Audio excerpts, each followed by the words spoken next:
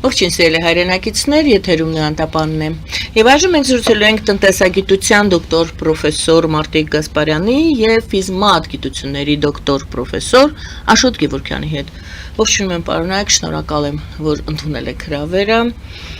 Բազմաթիվ հարցեր ունենք այսօր քննարկելու ձեզ հետ։ Սկսենք հետևյալ հարցի պատասխանից։ Միացյալ Նահանգներից հնչող ելույթներից, հայտարարություններից հետևում է, որ Միացյալ Նահանգները եւ Իրանը կարծես թե մոտ օրերս կարող են գալ ընդհանուր հայտարարի եւ պատերազմական վիճակը հանգուցալուծվի։ Հարցը հետևյալն է. արդյոք այս բախումը ավելի մեծ աշխարհաքաղաքական խնդրի մի մաս է եւ ոմանց կարծիքով Միացյալ Նահանգների եւ Իրանի համաձայնությունը բավարար չէ, որպեսզի այդ խնդիրները լուծվեն, չի կանգնի այս պատերազմը։ Պատերազմական գործողությունները գուցե կանգնեն, բայց խնդիրը չի լուծվի։ Ով կսկսի պատասխանել, պարոն Գասպարյան։ Շնորհակալություն տաղավար հրավիրելու համար եւ հետաքրքիր հարցերի, որովհետեւ մեր ժողովուրդը պետք է իմանա ներկայիս քաղաքակրթական ահուբոհին տեղյակ լինի, սահմանափակում ենք Հայաստանում կատարվող քաղաքական իրադարձություններին, այնինչ քաղաքակրթական բոլոր իրադարձություններում գտնվում է մեր հարցերի, մեր լույսը բացելու, մեր դարավոր իրավունքների խախտված իրավունքների պատասխանը գտնելու եւ լույսը բացելու հարցը։ Ինչ վերաբերում է Միացյալ Նահանգների Իրան պատերազմի եւ նրանց միջև պայմանավորվածություններին։ Ի սկզբանե այդ process-ը երկար շարունակվելու է, որովհետև նախատեսված է եղել, նախ ասենք, որ դա արհեստական բանականությունով Ատլանտյան քաղաքակրթության կողմից այդ բանականությունը եւ թվայնությունը պատերազմական նպատակների համար օգտագործվող, ինչպես մեր Արցախի 2020 պատերազմը, նման պլանավորումով է գնում եւ այսօրվա դրությամբ կարող եմ նորից շեշտել, ձեր տաղավարվում նշել ենք, որ Միացյալ Նահանգները օթյակների հանձնարարությամբ գերտերության տիտղոսը հանձնել են Չինաստանին։ Դա արդեն փաստ է, որովհետև Չինաստանը մարտ ամսին վերցրել էր բոլոր պետական աբլիկացիաները։ Նման բան կատարվել է, երբ որ Անգլիան է դարել գերտերություն հարյուրամյա պատերազմից հետո Ռոշիլդները Լամանշը լողացան եւ նույնիսկ մեր Կիլիկիայի ունեցած հարստությունների հիման վրա պետական այդ աբլիկացիաները գնեցին եւ ստեղծվեց կենտրոնական ռեզերվային ֆոնդը։ Ինչ նորից վերադառնում ենք, ես կապում եմ Միացյալ Նահանգների եւ Իրանի հետ կապված, Իրանում եւ Միացյալ Նահանգներում կենտրոնական ռեզերվային ֆոնդը ոչ մի օբյեկտ չունի, ոչ մի բանկ չունի, հիմնական կռիվ առաջնային գնում է կենտրոնական ռեզերվային ֆոնդը իր մասնաճյուղը բացելու համար։ Օրինակ, Ռուսաստանը կենտրոնական բանկ չունի, Ռուսաստանը ունի ռեզերվային ֆոնդի մասնաճյուղ, որ կոչվում է Ռուսաստանի բանկ։ Այստեղ առաջնահերթ խնդիրը, երբ որ արհեստական բանականությամբ դրվել է, նպատակը նա եղել, որ առաջին 2-3 քայլերի կատարելուց հետո, այդ թվում նաև Իսրայելի հետ, նրանք կարողանան տարանջատում մտցնել շիիզմ եւ սյունիզմ երկրպագող ժողովուրդների մեջ, որը կատարվում է, եւ շարունակել պատերազմը։ Բայց նորից եմ, ինչպես մինչև հաղորդումը մենք խոսացինք, ներկայիս ահազանգների մեջ ամենակարևոր հարցը դա համարվում է երկրների միջև ոչ պայմանավորվածությունների հարց, այսինքն նստում, պայմանավորվում են, գրում են, կապում են, բայց դիվանագիտական պետությունների միջև հարաբերությունների հարցի արվեստավեր վարժ մասնագետներ չկան, տեսեք, մասնակցում են իրենց ներկայացուցիչները, փեսան մեկի, մյուսի եւ դիվանագիտական ոչ մի պրոտոկոլ, արձանագրություն խնդիրները պետության լուծելու համար չի լինում։ Այսօր արդեն Իրանը ցույց է տվել, որ ինքը կարող է արճակատել նման հզոր գերտերության դեմ եւ երկրորդ հերթին արդեն նոր գերտերության աշճան ստացող Չինաստանը համակողմանի օգնություն է ցույց տվել Իրանին իր տեղը դերը բարձրացնելու համար։ Ինքնիսկյան այս բոլոր հարցերը պատերազմական լուծելու են շատ սահուն ձևով։ Նույնիսկ եթե մենք ասում ենք տրիպ հասկացությունը պլանը կատարվելու է թե չէ, միանշանակ կարելի ասել ոչ։ Բայց դրանք շատ սահուն ձևով արդեն Իրանի շահերից ելնելով եւ քանի որ էությամբ Անդրկովկաս ինչ վերաբերում է մեզ, Անդրկովկասը արդեն դուրս է եկել, Անդրկովկասից դուրս են եկել ռուսական շահերը ինքնիցքյան միջազգային իրավունքի հիման վրա Պարսկաստանը լիիրավ դեր է կանգնելու իր իրավունքները վերականգնելու համար։ Ես այսքան կասեմ, իմ հարցից պատասխանը փաստորեն դուք համարում եք, որ ասում եք այո, սա մեծ ավելի խնդիր է, քան զուտ Իրան, Միացյալ Նահանգներ, փոքր լոկալ կարելի ասել պատերազմը։ Շնորհակալություն, երկու խնդիր կա, որը ես դուրս բերեցի, պարոն Գևորգյանի պատասխանից հետո ես վերադառնալու եմ ձեր պատասխանին, երկու ձևակերպում դուք օգտագործեցիք օթյակը որոշել է, ինչի մասին է խոսքը, եւ արհեստական բանականության կողմից դրվել է ինչ-որ խնդիր կրկին այդպիսի ձևակերպում օգտագործեցիք, խնդրեմ բարձրաբանեք։ Եվ այսպես պարոն Գևորգյան համաձայն եք պարոն Գասպարյանի տեսակետին կամ դուք ունեք ձեր պատասխանը այդ հարցին։ Այո, ես ընդհանուր համաձայն եմ պարոն Գասպարյանի տեսակետին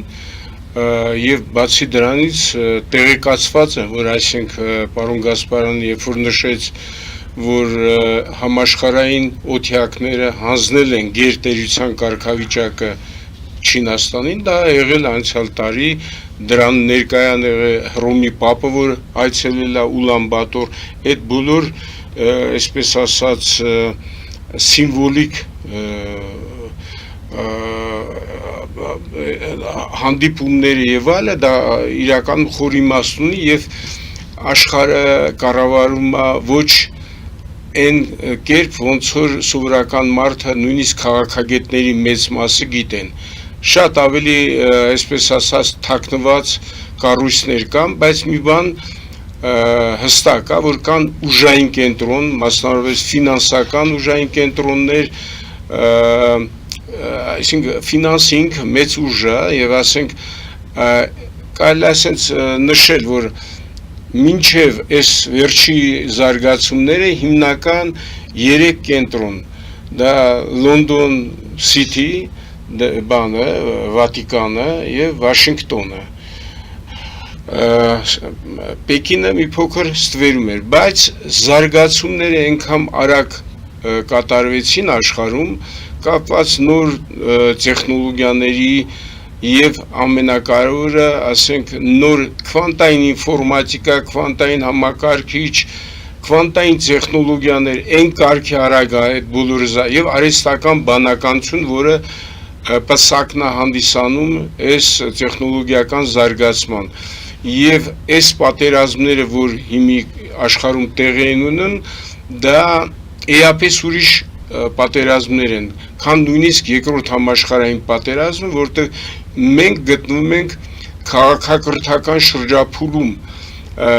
փոփոխման շրջափուլում, էական փոփոխությունները տեղի ունենալու եւ շատ պետություններ, որոնք նույնիսկ մեծ տերություններ, որոնք չեն քաղաքակրթության կոնկրետ ծնունդ չեն, դա արհեստական կազմավորումներ են, դրա մեջ կարամ նշեմ նույն Թուրքիան, նույն Ադրբեջանն, նրանք ուղղակի վերաֆորմատավորվել են եւ չեն լինելու։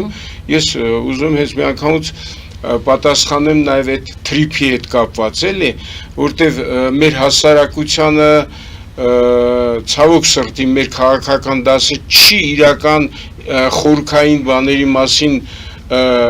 պատմում, որ գուցե ինքն էլ տեղյակ չէ, բայց իրականում աշխարհը կառավարում է լրիվ ուրիշ կերպ եւ այն հին աշխարհակարգը այժմ գտնվում է այսպես ասած շրջադարձային փուլում նա պետք է անպայման փոխվի եւ դա մենք տեսանք նաեւ 2020 պատերազմում երբ որ ասենք մի ամբողջական կոալիցիա ես հաշվում եմ մոտարպես 11 պետություն, որը մասնակցել է Արցախյան պատերազմին մեր դեմ, բայց իրենք չեն հասել իրենց նպատակին եւ ասենք աշխարհը եւ այդ տերությունները մասնավորապես Չինաստանը եւ այսպես ասած սրբազան արևելքը, դրա մասին էլ հեսա կասեմ, դա ինչ բան է, դա քաղաքակրթական այն բևեռն է, որը անակնկալ շատերից առաջացավ եւ բայց իրականում նա առաջացավ, որտեղ պետք է այս նոր աշխարհակարգում նայական դերը կատարելու։ Իսկ այդ նպատակը ո՞րն էր, որ չեն հասել այդ նպատակին 2020 թվականի Արցախյան պատերազմում։ Հին աշխարհակարգը, հին մտայնությամբ այլևս անհնարակառավարել, դա բերելու է անընդհատ սկսած տեխնոգեն աղետներից վերջացած հումանիտար աղետների, որ մենք տեսնում ենք։ Դեմոգրաֆիկ։ Այո, դեմոգրաֆիան էլ է, որտեղ դեմոգրաֆիան անկանոն այդ որ զարգանում է, դա էլ ածանցյալ է քաղաքակրթական երևույթներից, օրինակ ասենք հայկական բարձրավանդակում հայերը ամենահնագույն ազգերից են աշխարհում, այդ տենց դեմոգրաֆիական բաներ չի եղել էլի, այսպես ասած աղետներ, որ չգիտեմ ինչ քանակություններ առաջանա, բոլորը ներգրաված են եղել ստեղծագործ աշխատանքի, այն ժամանակ ինչ է եղել տերասային գյուղատնտեսությունը, ինժեներական, ամեն հայ եղել է ֆունկցիոնալ այդ հայկական աշխարհում։ Այսօր ամեն ինչը խախտվել է եւ տեսեք, ասենք առաջացել են մեծ տերություններ, որոնք չեն կրում քաղաքակրթական արժեքներ իրականում եւ դա բերում է կատակլիզմ, նույնիսկ այն պետությունը, որ մենք անվանում ենք Սովետ միություն, որը ահռելի տեխնոլոգիական գիտական բարձունքեր հասել, բարձունքների, չունենալով քաղաքակրթական հենք, ամուր, նա շատ արագ տրոհվեց եւ հիմի դա նաեւ վերաբերում է բուն Ռուսաստանի, որտեղ ես կարամ բազմաթիվ բաներ բերեմ, այնպես չի, որ ասենք Ռուսաստանը մեր համար օտար ինչ որ մի բան է, օրգանիզմ է, ոչ, Ռուսաստանը մեր հաշվարկներով մոտարպես կա 7 միլիոն հայություն զտարյուն եւ 27-28 միլիոն այսպես ասած խառներ, որոնք այս կամ այն կերպ կարող են կրում են հայկական քաղաքակրթության հետ գանք այն նպատակին, որ ասում եք 2020 թվականի պատերազմի արդյունքում 11 պետություն ասում եք ներգրաված է եղել կամ կազմակերպված է եղել 11 պետություն ներգրաված է, բայց չի հասել իր նպատակ, որն էր չի հասել նպատակը այն էր, որ պետք էր այդ ամբողջ թուրանական միջանցքը ամբողջ Զանգեզուրով վերցված ներ, չեն կարողացել այդ նպատակին հասնել, ես չեմ ուզում մի ասենք բաներ ասել, որ վստահաբար ես գիտեմ ինձ ասել են, ասենք ինչպես է եղել, որ Գանջայի մեր Գանձա քաղաքի օդանավակայում F-16 F-16-ներ ոչնչացվել են, ով արել, դա մեր հետ կապված չի, բայց այդ այսինքն այն բևեռը, որը առաջացավ եւ որ մենք անվանում ենք աստվածային արևելք, Թումանյանի բանով էլի, այդ բևեռը արդեն այդ ժամանակ 2020 պատերազմի ժամանակ սկսել է գործել եւ կանգնացրել է։ Դա բացի դրանից շատ մեծ դիմադրություն է ցույց տվել այն հայ երիտասարդ սերունդը անձնազոհաբար որոշակիորեն կոպիտ ասած դավաճանված իր վերի ղեկավարության կողմից, բայց պայքարել է 44 օրը այդ պատերազմը փաստորեն ձախողել է այդ ծրագիրը։ Սնիկի հատվածում առաջ խաղացումը կանգնեցրել։ Այո, կանգնեցրել է եւ աշխարհում փոխվել է իրադրությունը արդեն։ Այն աստվածային արևելքը, որը Հովանես Թումանյանը ասել է դրա մասին, նա արդեն սկսել է այդ ժամանակից վեր բարձրանալ։ Ես ուզում եմ սիմվոլիկ բաներ նաև ասեմ, դուք պատկերացնում եք 18 թվականի օլիմպիական խաղերին վարչապետ Փաշինյանը որտեղ էր նստած։ Սին Ցինպինի եւ Պուտինի արանքում ով էր դա կազմակերպել։ Ես չեմ ուզում մանրամասն, թե դա հենց այնպես չէր։ Դրել էին, բայց ցավոք սրտի մեր ղեկավարությունը այդքան ընկալունակություն չունեցավ, չնայած իրեն ցուցումները այնտեղ ոնց պետքա գործել, ինչի վրա պետքա շեշտադրումը։ Եթե դա այն ժամանակար էր, ոչ մի պատերազմ չէր լինի եւ Արցախը հիմի մեր դիապետության տակ լիներ։ Շնորհակալություն, հարցս հետեւյալն էր, Միացյալ Նահանգներ Իսրայելի համաձայնությունը բավարար է, որպեսզի կանգնեցվի այս պատերազմը, որովհետև առաջին փուլը պատերազմի միջուկային Իրանը պետք է միջուկային զենք չունենա, հիմա Հորմուզի նեղուցի մասին են խոսում։ Սա թեմաներն են, սա պատճառներն են կամ խնդիրներն են, որոնք քննարկում են Միացյալ Նահանգները եւ Իրանը, բայց իմ հարցն էր, իրենց բավարար է իրենց համաձայնությունը, որպեսզի այս պատերազմը կանգնեցվի, թե սա ավելի մեծ պատերազմի մաս է եւ սա շարունակություն է ունենալու եւ այդ որոշումը արդեն կա եւ մենք կտեսնենք, այսինքն Իրան Ամերիկայի Միացյալ Նահանգներ պատերազմը կանգնացնել է եւ Իսրայելին այսպես ասած լրացնելու են, իրեն չեն թողելու որևէ քայլ ձեռնարկի։ Այսինքն կանգնելու է պատերազմը։ Կանգնելու է, այո, եւ բացվելու է այդ Օրմուզի նեղուցը արդեն նոր պայմաններով եւ այլ, եւ այն, որ մենք տեսնում ենք շուտապույտ կոալիցիաներ են ստեղծում Թուրքիա, Պակիստան եւ Սաուդյան Արաբիա, այդ ժամանակավրեպ բաներ է, որտեվ դա մեկը ոչ մի արդյունք չի տալի, հենց այդ համաձայնագիրը կնքելուց հետո խուսիտները հարձակվեցին Սաուդյան Արաբիայի վրա եւ տվեցին ահռելի վնասներ եւ ոչ մի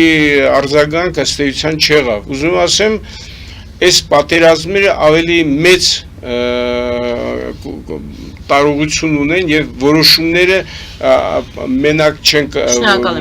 Վաշինգտոնում կամ բանում կատարվում։ Պարոն Գասպարյան, մենք վերադառնանք այդ օթյակների եւ արհեստական բանականության թեմային եւ զուգահեռաբար այս թեման, որ 2020 թվականի պատերազմի խնդիրը չլուծվեց, որովհետեւ Սյունիքը պետք է փակ մնար, ուզում էին բացել փակ մնաց, բայց մենք ունենք թրիպ, որը Միացյալ Նահանգների նախաձեռնությամբ այդ ծրագիրը սկսվեց, արդյոք սա այդ Սյունիքի ճանապարհները բացելու հենց այն խնդիրն է լուծում, որը չլուծվեց 2020 թվականի պատերազմի, բայց այլ ձևով է լուծվում։ Օթյակ, արհեստական բանականություն եւ Սյունիք թրիպ։ Նախ, եթե մենք շնորհակալություն, նախ, եթե ծանոթանում ենք թրիպին, դա պայմանագիր չի։ Պայմանագիրը որոշակի պարտավորություններ եւ իրավունքներ է տալիս։ Դա, այսպես ասած, կոչվում է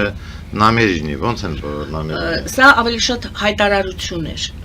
Նամերինի, մտադրությունները մտնում է հենց ֆրանսերենով իրանագիտական։ Այո, մտադրությունները ոչ մի բան չի պարտադրում։ Եվ մտադրությունները միևնույն ժամանակ ոչ մի բանով չի ստիպում, որպեսզի դուք կատարեք։ Այդ վերաբերվում է առաջին հերթին Սյունիքին։ Երկրորդը, ես կուզեի այստեղ նորից վերաբերում է 2020-ին եւ արհեստական բանականությանը։ Մենք գիտենք, որ այսօր օգտագործվում է պալանտիր հասկացությունը մակաբույծ քաղաքակրթության եւ քաղաքակրթությունների գործունեությունը հիմնականում անվանում են պալանտիր, դա հենց գալիս է Բաբելոնից է գալիս։ Այսինքն այն 7 գլուխներն են, որից մեկը պալանտիրը 6 գլուխներին վերցրել իր հետ է դրել։ Ես ուրիշ տեղ չեմ գրում, հենց այնտեղ Բաբելոնից սկսած հայկի բելի պատերազմը հենց նույն հայկն է։ Այսօր պատերազմ ենք ասում ենք, այսօր պատերազմը հենց վերաբերում է նաև այն աշճանի, այնպիսի աշճանի դեգրադացված, ինչպիսին ամբողջ աշխարհում եւ մեր հասարակության մեջ երեկվա դատավարական իրավունքը մայրաթորի նկատմամբ։ Ես այստեղ չեմ ուզում խոսել եկեղեցու ղեկավարության, չեմ ուզում խոսել հասարակության կողմից անտարբերությամբ, այսինքն եկել է ժամանակը, որ պետք է լինի ընդհանուր ինչ-որ նորը, լրիվ քրիստոնեությունը նույնիսկ իր, այսպես ասած, դեգրադացված վիճակով հասած մինչև Միացյալ Նահանգներ միտեղ Պավելին են ընդունում, որ ընդունում են որպես հայկի, ես չեմ խոսում կատարյալների մասին, միտեղ ընդունում են զուտ հեթանոսական, այդտեղ Պավելին են ընդունում, ես չեմ խոսում Հռոմում ինչ արեցին, եւ օթյակները պատահական չէ, տեսեք 500 տարի եվրոպական եւ անգլիական օթյակները ոչ մի հարաբերություններ չեն ունեցել, առաջինը, երկրորդ 500 տարի իսլամական հայրերը ցանկացել են սյունիտների եւ շիիտների ռադիկալ խմբավորումներին բերել ընդհանուր եղանակի, չստացվեց միայն Արցախի պատերազմի ժամանակ ամբողջ իսլամական աշխարհը, այն մեծ հանցագործությունը, որ մենք կատարել ենք, որովհետեւ իսլամ երկրպագող բոլոր մերձավոր արևելքի, մեծ մերձավոր արևելքի բնիկ ժողովուրդները շատ ջերմ ընդունել են մեզ եւ մենք պարտավոր ենք, բայց այսօր հենց 2020 պատերազմի միջոցով եւ հետագայում ամերիկացիների Իսրայելի հետ Իրանում իրականացված միջոցառումներով հաստատվեց, որ իսլամական աշխարհը համախմբել են, իսկ քրիստոնեականը հիմնականում դեգրադացված վիճակով, այսինքն եկել է աշխարհում ինչ-որ նոր անունը ինչ կլինի, մենք չգիտենք, բայց այդ նորը մենք բոլորս պետք է իմանանք, հենց եղել է շումերների մոտ նշվում է Արատայի սովեստ խիղճ, այսինքն այսօր այն աշճանն է հասել, որ հիմնականում մարդկության մեջ մարդկայնության վերացման հարցն է դրված եղել։ Ինչի՞ եմ ես այսքան խորանում այդ օթյակների մասին, տեսեք, օրինակները շուտ կարող եմ կարճ ասել, օթյակները միավորվեցին եւ որոշեցին, որ նշելու են Նիկեայի տիեզերական ժողովի հոբելյանը։ Եվ այցելեցին այդտեղ, եւ Անգլիայից, եւ Հռոմի Պապը, եւ Միացյալ Նահանգների նախագահի տեղակալը։ Այսօր կարող եմ բարձրաձայնել, որ նույնիսկ Էրդողանին հանձնարարեցին Նիկեայի 37 սրբերի փորձագիտական եզրակացությունը իրականացնել, փորձագիտությունը իրականացնել։ Մասունքները, սուրբ մասունքների։ Եվ ինչ։ Իրոք հիշել եմ 79 թվականին Ասավայից, երբ որ մասունքներ բերեցին, հարազատները խնդրեցին, որ ներկայացնեն փորձագիտության եւ պարզվեց, որ շան ոսկորներ են։ Ես չեմ հավատում, որ թուրքերը կարող են Նիկեայի տիեզերական ժողովի այդ համախմբման ժողովի սրբերի 37 մասունքները բղծված են։ Բայց հիմնական հարցը այդ նույն ժամանակ ինչի եմ ասում Բաբելոնից եւ նշում նույնիսկ այսօրվա մեր դեգրադացված հասարակ առաջին ինստանցիայի դատարանում նշել մայրաթորը, ես չեմ ասում առաքելական եկեղեցու, մայրաթորի լինել չլինելու հարցը, որովհետև հենց նույն Արատայի սկսած ձեռնադրման իրավունքը տրված է եղել մեզ հայրի Սեդեսայում Եվ ոսկու իրավունքը մենք խոսացինք օթյակների եւ օթյակներով ձևավորված գերտերություններին, ինչպիսին Իսպանիան է եղել։ Ես անդադար առաջ չեմ գնում, նույն բանն եմ ասում, երբ որ Իսպանիան նույն պատմությունը ունեցավ գերտերության, ինչպիսին Միացյալ Նահանգները այսօր, ասենք, զիջում է իր դիրքը նույն պատմական իրողությամբ Լատինական Ամերիկայից ոսկին չեկած, արդեն նրանք ոչ լիկվիդ ակտիվներ էին ձեռք բերում։ Հոլանդիայում երբ տեղափոխվեց, այնտեղ մի կակաչի սոխուկով անշարժ մեծ օբյեկտի արժեք ունեին Եվ հետագայում, ասենք 100-ամյա պատերազմի ժամանակ Ռոշիլդները գնալով նույն ռեզերվային ֆոնդը ստեղծեցին։ Այսինքն ես ուզում եմ ասել, այդ համատեղ իրականացված օթյակների միջոցառումը նպատակ ուներ նորից մեր մայրաթորից զաթորին զրկել ձեռնադրելու իրավունքից, որը կատարել են Նիկայի տիեզերական ժողովի ժամանակ, իսկ մեր ժողովուրդը այն ժամանակ մասնակցել է խաչ փրկելու ավերաժի ճակատամարտին, մեր մոտ ընթացել է Թոնդրիկյան շարժումը, եւ այդ ժամանակ մենք Պավլիկյաններին ենք, այստեղ Պավլիկյաններին, այսպես ասած, տեսեք Պավլիկյաններին ոչ Հռոմի քաղաքացի Քրիստոսն էր Պետրոսին նշանակել իր ներկայացուցիչը եւ Պավելն էր այնտեղ, Պետրոսն ենք ասում, հա, Պետրոսի ես շփոթվում եմ, նրան գլխիվայր Հռոմում կախեցին, իսկ դրանք ամբողջը գալիս է հենց աստվածային արատայի տված այն երկու իրավունքները, ինչպես դուք ասում եք, ոսկու իրավունքը եւ ձեռնադրելու իրավունքը, նույնիսկ կարող եմ կոնկրետ նշել, որ ռուսական կայսր Պյոտրը երկրպագել է մեր այդ ուղղափառ եկեղեցին Էդեսայի, Նիկեայի, նույնիսկ Պավելը, թե Պավելի նկատմամբ մենք ուրիշ վերաբերմունք ունենք, բայց մեր ժողովուրդը պետք է իմանա, որ եւ Պավելը եւ Հռոմի Նեոնը մեր ժողովրդին փոխհատուցում տվել են։ Ուղղակի սրանք փաստեր են իմանալուց, հա, արտաքին միջավայրի նույն պատերազմների մասին, որ մենք խոսում ենք քաղաքակրթական եկեղեցու դեգրադացիայի եւ նորին, այսինքն մենք պետք է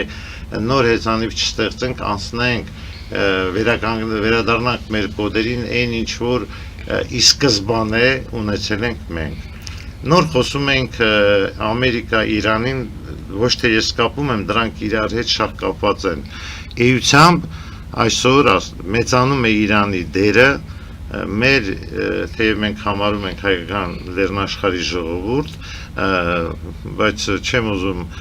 ասել հայկական լեռնաշխարհի միայն, որովհետև երբ որ հայկը եւ ինչպես ասենք սուրբ գրքերում գրված է մեր խեձեկը գալիս է, նա հոպատարական մարտունեցի չէր, որ գնացել էր Խոբանի Ռուսաստան հետ էր եկել էր Հայաստան, նա մեծություն էր ներկայացնում, նրան բելը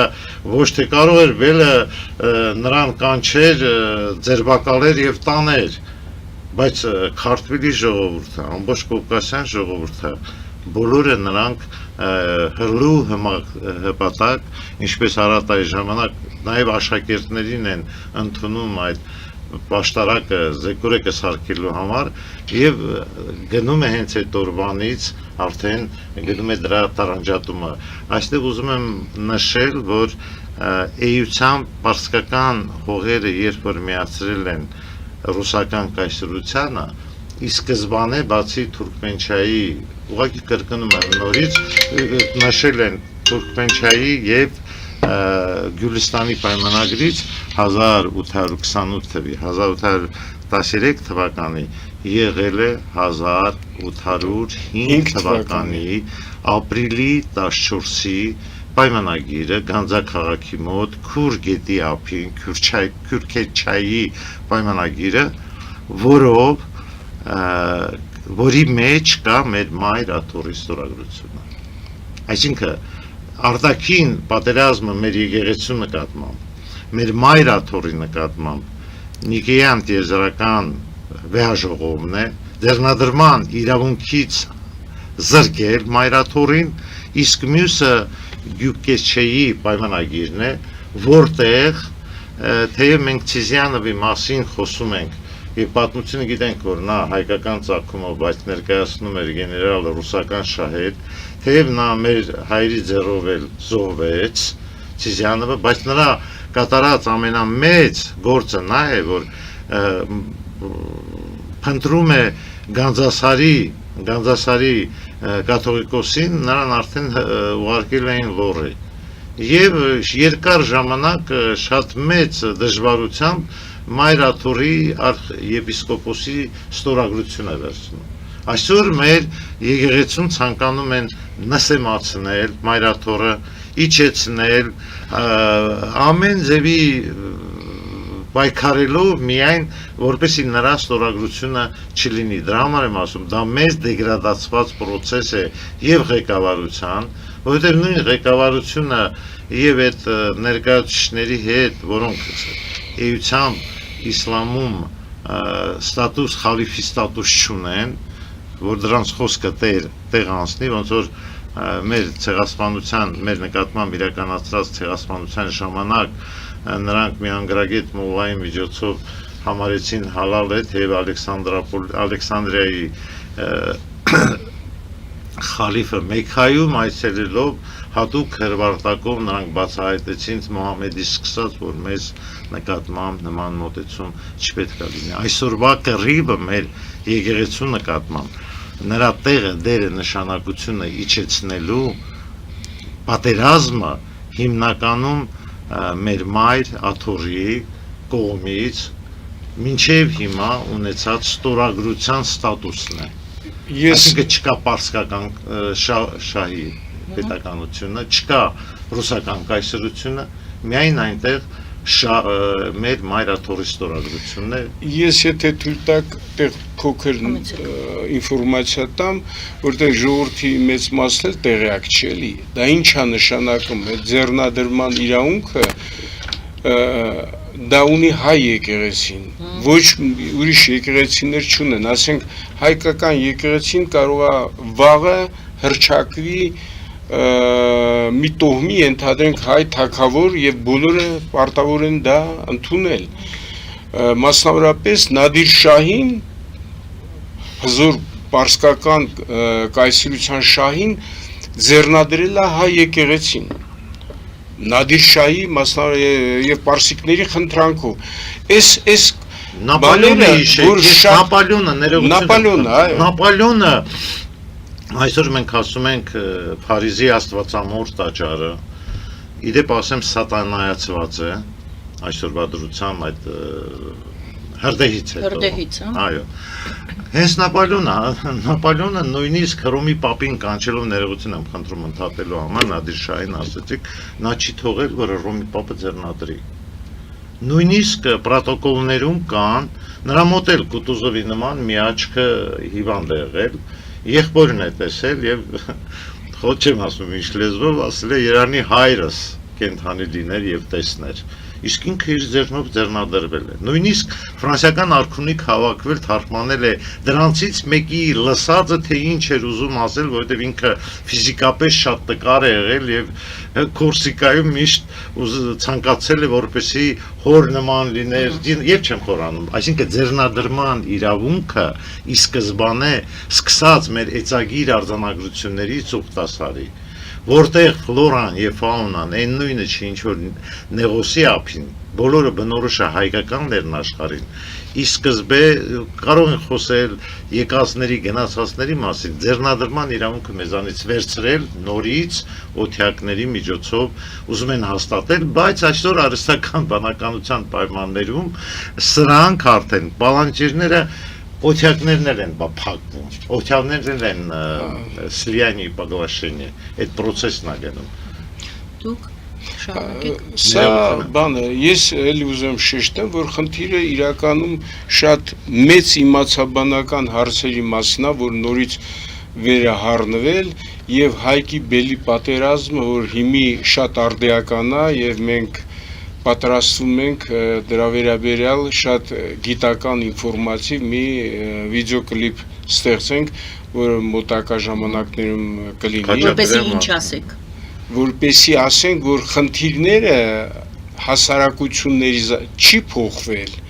Կան պարազիտական համակարգեր եւ կան արարիչ համակարգեր եւ ժամանակ առ ժամանակ այդ պատերազմը այդ որակի առաջանմա այդ բախումի հետևանքով օրինակ ասենք մենք խոսում ենք քրիստոնեություն դե քրիստոնեությունը աշխարհի զարգացման վրա էական ազդեցություն է թողել ով ինչ ուզում է ասի եւ այլ նո քրիստոնե բայց շատ քչերը նույնիսկ հայրից գիտեն հայրի դերը քրիստոնեության կայացման մեջ ամենաառանցքայինն է, ոչ թե նրա համար, որ 301 թվականին կամ ավելի շուտ, ասենք Աբգար թագավորի ժամանակ ընդունեցին քրիստոնեություն, ոչ, որ երբ որ ասենք քրիստոնեությունը կարող էր ոչնչացվել, այդ աշխարհը ընկալումը մարդկային իրերի քրիստոնեական պրիզմայով, երբ որ Հռոմի կայսրը եկավ եւ առաջարկեց Տրթատին միասին ոչնչացնել, Տրթատը հրաժարվեց եւ Հռոմի կայսրը երկու պատերազմ ունեցավ եւ երկու այսպես պարտություն, որից հետո քրիստոնեությունը տարածվեց ամբողջ հռոմեական կայսրության եւ ամբողջ աշխարհի եւ ամբողջ գիտություն, փիլիսոփայություն եւ այլս քրիստոնեությունից հետո հիմնականում զարգացում ունեցավ այդ կրոնական պատկերացումների շրջանակներում։ Եկեք մեկ փոքրիկ ընդմիջում հայտարարենք եթերում, սիրելի բարեկամներ, գովազդե մնացեք մեզ հետ, շարունակելու ենք զրույցը եւ իմ հարցն է լինելու, մենք իհարկե կլսենք ձեզ, դուք ինչ որ բան եք ուզում ասել, պարոն Գասպարյան, հարցը լինելու է հետեւյալը, դուք նշեցիք եկեղեցու վրա այսպես հարցակում ասեմ, թե այն խնդիրները, որոնց պետք է դիմագրավի հայ առաքելական եկեղեցին, էլ ինչ հարվածներ կարող է սպասել Հայաստանը եւ ինչ հարվածներին պետք է պատրաստ լինի դիմագրավել Հայաստանը այդ տրամաբանության մեջ, որի մասին դուք խոսում եք։ Եթե երևի թե ոչ միայն եկեղեցով պետք է սահմանափակվի, այլ ծրագրեր եւս պետք է լինեն կապված Հայաստանի հետ, որոնց մենք պետք է պատրաստ լինենք։ Սիրելի բարեկամներ, մնացեք մեզ հետ, շարունակելու ենք զրույցը։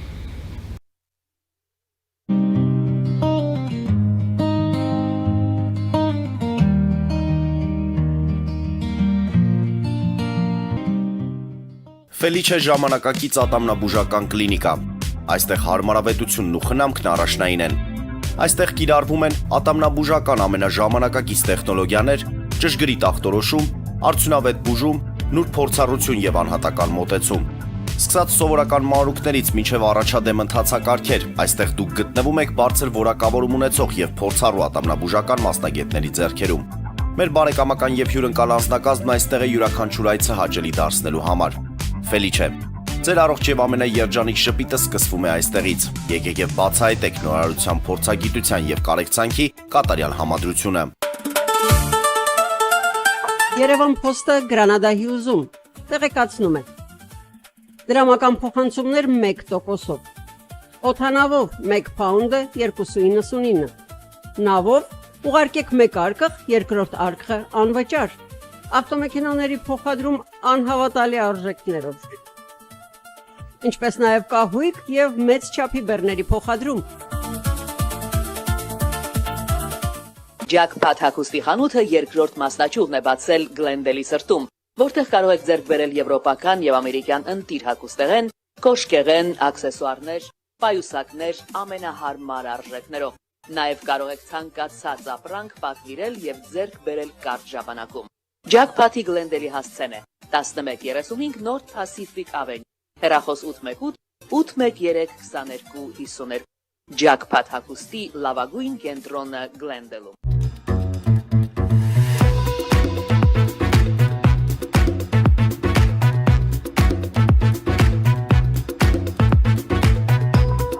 Արարատ ռեստորան, ընտանեկան եւ ընկերական ժամանցի լավագույն հասցե, սիրված արտիստներ, հյուրընկալ մթնոլորտ, հարուստ ճաշացան, անմահական խորտիկներ, Արարատ ռեստորան, հասցեն անփոփոխ, սիրով սպասում ենք ձեզ։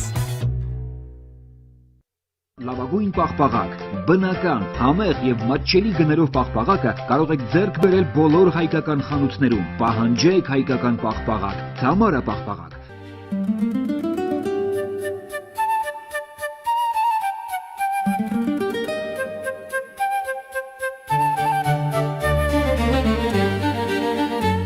Նոյան տապան տպարան, Նոյան տապան հրատարակչություն, շարվածքից մինչև տպագրում, զանգահարեք, գրեք, այցելեք, միասին պատրաստենք ձեր գիրքը, ամսագիրը կամ թերթը, որտեղ նշվելու է, տպագրված է Նոյան տապանում։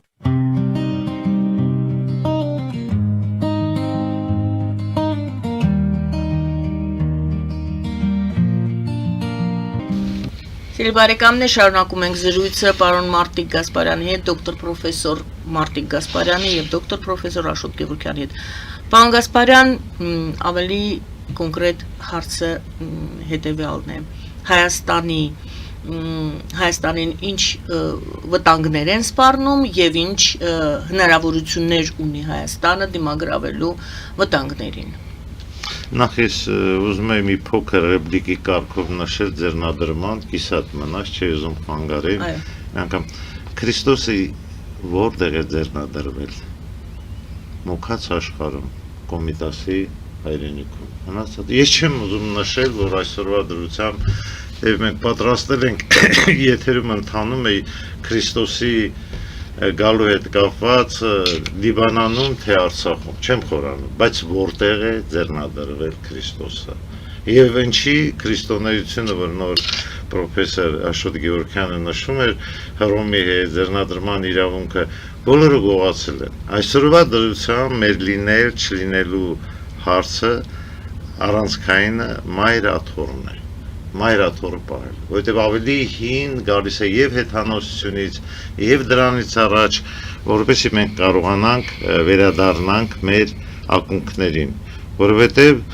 մեր երկրում, Հայաստան աշխարհում, հայքում մենք կաստա չենք ունեցել։ Հենց օթյակների համակարգը կաստաների համակարգն է։ Այսինքն ունեցել ենք մի քուրմ, որ զբաղվել է լուսավորությամբ եւ գիտությամբ, իսկ պատերազմի ժամանակ թագավորից առաջ ընկած է եղել։ Այդ նույն նորից ուզում եմ նշել, դրանք հերմետիզմի սկզբունքներն են, որոնք ընդհանուր հուրիների միջոցով տարածվել եւ մեր միհր Աստվածը, ես չեմ ուզում նորից բացատրվել, Եգիպտոսում 300 տարի երկրպագել են։ Եվ կատարյալների միջոցով ամբողջ Եվրոպայում հասել է մինչև Բրյուսել, այդ նոր իշխանավորները Բրյուսելի նիստերին մասնակցելուց ներկայացնում են, ասում են Էջմիածինը եւ Բրյուսելի մայր եկեղեցին իրար նման են, դա կատարյալների պատրաստած ճարտարապետական կատարների պատրաստած հայրեն ներողություն եմ խնդրում, այսինքն մեր աշխարհը միշտ եղել է կոմունիկատոր տարբեր ժողովուրդներին, այո, հայերեն կոչվում է հաղորդագից, հա, գուցե եւ բռնում, բայց վերել են այսօր դնում են խաչմերուկ հասկացությունը։ Մենք գիտենք խաչմերուկ հասկացությունը ինչ է։ Ես չեմ ուզում քննադատել առանձին մարդկանց ինչ որ բան ասել, որովհետեւ եթե խաչմերուկ հասկացությունը ընդունում ենք, ուրեմն Ան Ախմատովի տղային հիշենք Գումիլովին, որը դոկտորական գրեց չհաստատվեց, բայց նրան վերցրեցին բարձրագույն ատեստավորման հանձնաժողովի անդամ եւ նրա գրած, որ մեր տարածքները կատալիզատոր են, բայց իդեմս Թուրքիայի այսօր գտնվում է Ռուսաստանի զինված ուժերի եւ սկսած 37 թվականից Ռուսաստանի զինված ուժերի գլխավոր շտաբի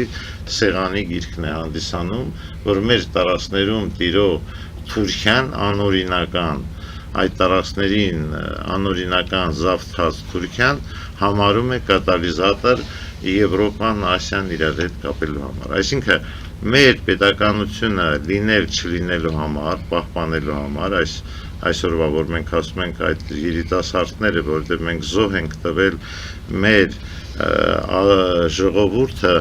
ոչ թե ընդլայնված, այլ պարզ վերարտադրություն չի ունենալու։ Անկախ նրանից ինչ թիվ է ներկայացած 5000 թեև փորձագետների մոտ ուրիշ թվեր են վիրավորված, հաշվանդամավորված, չէ, առաջիկա 3 սերնդին մենք վերարտադրություն չենք ունենալու։ Այսինքն այդ կորուստը լրացնելու համար վերարտադրություն ունենալու ենք, բայց դրական բանը չի լինելու, պարզ վերարտադրություններ չի լինելու, կան լայնված, պարզ, այո, եւ ինքնիշխան մենք պետք է այդ բացը լրացնենք համախմբված, նորից անցնենք կոմունիկատորի կարգավիճակին եւ դա Աստծո կամոք իրականացում է միստիկա, ոչ գիտական, որովհետև արդեն բոլոր հնարավոր վատ, ոնց է, վնասելու process-ներին մենք մասնակցել ենք, որովհետև դեգրադացված իրավիճակում ենք ապրում, որը հարիր չի, ասենք, մեր ժողովրդին։ Հարց պետականությանը ինչ վտանգ է սպառնում եւ ինչպես պաշտպանել Հայաստանի պետականությունը այսօր։ Այսինքն կոմունիկատոր ասել հասկացությունը դա նշանակում է, որ որպես պետականություն, ինչպես նախկինում, պետք է ունենանք պետական կապեր բոլորի հետ, իսկ մենք այսօր ժողովուրդների միջև բարեկամությունը փոխում ենք հիմնականում շփոթում ենք պետապետությունների միջև ունեցած հարաբերությունների հետ։ Պետականության ցանկացած երկրի պետականությունը պահելու համար անհրաժեշտ է։ Առաջինը ներկայումս ցանկացած պետություն ներդրումային համարվում է ներդրումային ինվեստիցիոնная привлекательность этого субъекта Ներդրումային գրավչություն, բայց մեր ժողովրդի համար միևնույն ժամանակ ավելանում է մեր խախտված իրավունքների վերականգնումը, որովհետև այդ խախտված իրավունքները առաջի, երրորդ համաշխարհային մենք համարում ենք մի համաշխարհային պատերազմ, նոր իրավունք չի բերել։ Այս իրավունքների խախտված իրավունքների վերականգնման խնդրը մեր լինել չլինելու անվտանգության հիմնական հարցն է համարվում։ Եթե մնացած պետությունները նույնիսկ տարածք չունենալով, ինչպիսին Իսրայելն է, այսօր տեսեք միջուկային զենք ունի եւ ասում են ինչի Իրանը օրինակի համար չի կարողանում, որովհետեւ այդ հակաօդային պաշտպանությունը պաշտպանվում է։ Թեև մենք չնշեցինք, որ Իրանն էլ այսօր նման ձևով ինչպիսին Պակիստանի դերն էր, երբ Խորհրդային Միության զորքերն էին այնտեղ եւ Միացյալ Նահանգների համար պլատֆորմա է, այսօր արդեն նրանք տիրապետում են եւ միջուկային զենքին նույնպես Չինաստանի կողմից։ Կա պետություն, ձեր ասած օթյակ կամ մեծ գերտերությունները, դուք նշեցիք Միացյալ Նահանգներ եւ Չինաստան։ Ինչ է Հայաստանը Միացյալ Նահանգների համար, ինչ է Հայաստանը Չինաստանի համար։ Երկուսիդ էլ խնդրելու եմ այդ պատասխանել։ Ձեզանից սկսենք։ Նախ ես ուզում եմ նշել, որ մի տենց հանդիպման ժամանակ, երբ որ ամերիկացիներ կային Երևանում եւ նրանք հաճախ գալիս գնում են, որտեղ ասենք մենք մեր հայկական սփյուռքի միջոցով, մասնավորապես Ամերիկայի, ստեղծել ենք Ամերիկայի անվտանգության հայկական քաղաքակրթական հիմնարկ, ինստիտուտ։ Եվ այդ ինստիտուտի մեջ կան, ասենք, ամերիկացիներ, կան հայեր, ծագումով եւ հաճախ են գալիս, ես ասում եմ ամերիկացիներին ասում մեծ երկիրը, երբ որ միսիա վերցնում իրեն վրա եւ հրաժարվում է, նա պետք է զգուշանա, որ այդ տիպի հրաժարումը կարող է բերի այդ երկրի ոչնչացմանը, այն ինչ որ կա, էլի քանդմանը։ Ամերիկայի Միացյալ Նահանգները գերտերություն է դարել, երբ որ անցել է Ատլանտյան օվկիանոսը, Եվրոպա եւ առաջին համաշխարհային պատերազմից հետո մասնակցել է այդ Սևերի եւ Դաշնագրի հարցերի քննարկմանը եւ ընդունել է հայկական մանդատը Վիլսոնի իրավավար վճիռը։ Եվ ասեմ, եթե դուք հրաժարվեք այդ վճռից, ապա պատիժը լինելու է, որ առնվազն Ամերիկայի Միացյալ Նահանգները այնպեսին ինչ որ դուք պատկերացնում եք գերտերություն, նա փլուզվելու է։ Եվ վերջին հաշվով ասենք, այն ժամանակ, որ այդ հարցը ընդունել է Ամերիկայի Միացյալ Նահանգները, ինքը որակապես ուրիշ երկիր է եղել։ Պատկերացնում եք, քրիստոնյա ամերիկացիները, ամեն մի քրիստոնյա ամերիկացի իրեն ճաշից ինչ որ հատված վերցրել այդ գումարը, տվել է հայրի օգնության ֆոնդին, որի մասին Մարտիկ Յուրիևիչ ավելի լավ գիտի, ավելի լավ կպատմի, դա վեհացրել է եւ Ամերիկային եւ փրկել է 100 հազարավոր հայերի եւ այդ միսիա այսպես դրել Ամերիկայի դրանից հրաժարվելը կբերի Ամերիկայի Միացյալ Նահանգների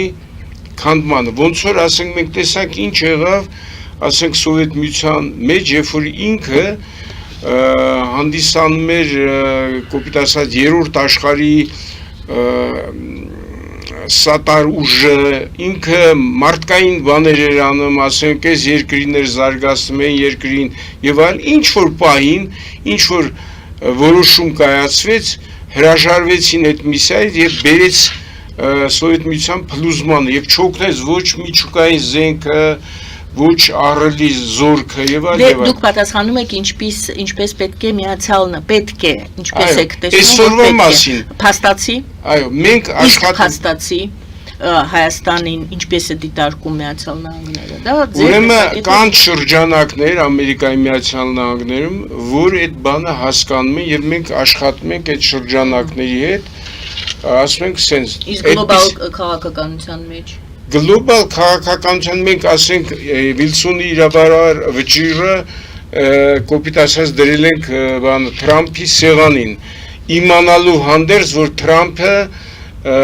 Էրդողանի հետ 65 զանգա փոխանակե 44 օրյա պատերազմի որտեղ եւ Թրամփը եւ Էրդողանը եւ Պուտինը եւ դա սա այդ մի արհեստական բանականության բոլոր հանձնարարականները կատարել է Թրամփն էլ, Էրդողանն էլ, Պուտինը։ Իսկ պատվիրատունով է եղել արհեստական բանականության այդ Ատլանտյան քաղաքակրթությունը Ատլանտյան սկսած Ատլանտիդայից, չէ, որը այսօր կրում է Պալանջիր անունը։ Այսօր այդպես է կոչվում։ Ընդհատեցի ես ներողություն եմ խնդրում, կարող եմ շարունակել Միացյալ Նահանգներում առաջի օգնությունը երբ մտնում ես կոնգրես, այնտեղ 5 նահանգների ներկայացուցիչների կան քանդակները կամ արձանները, նրանցից մեկը կին է եւ Յուվա նահանգից առաջի օգնությունը մարդասիրական, որ մերձավոր արևելքի եւ հայ երեխաներին կանանց փրկության հարցով զբաղվող նրա Կիսանդրին է։ Այսինքն նորից դուք պատասխանում եք, իհարկե շնորհակալություն այդ ինֆորմացիայի համար, դուք պատասխանում եք այն հարցին, թե ինչ է եղել, կամ ինչպես են վերաբերել Հայաստանին Միացյալ Նահանգները նախկինում, կամ ինչպես պետք է վերաբերեն, ինչպես դուք եք պատկերացնում։ Իմ հարցը է այսօր ինչպես է վերաբերում, եթե չունեք դրա պատասխանը, եթե կարելի է, ես ուրեմն կարճ, այս բոլոր միջոցառումները ինչ իրականացում են Միացյալ Նահանգների հետ եւ պատահական չէ նույնիսկ տրիպի ճանապարհը պատահական չէ որ ինչպես 100 տարի առաջ եկել են այստեղ ուսումնասիրել են մարդահամար են իրականացրել թե ման էին գալիս նավթի մոտավորապես 5 տարի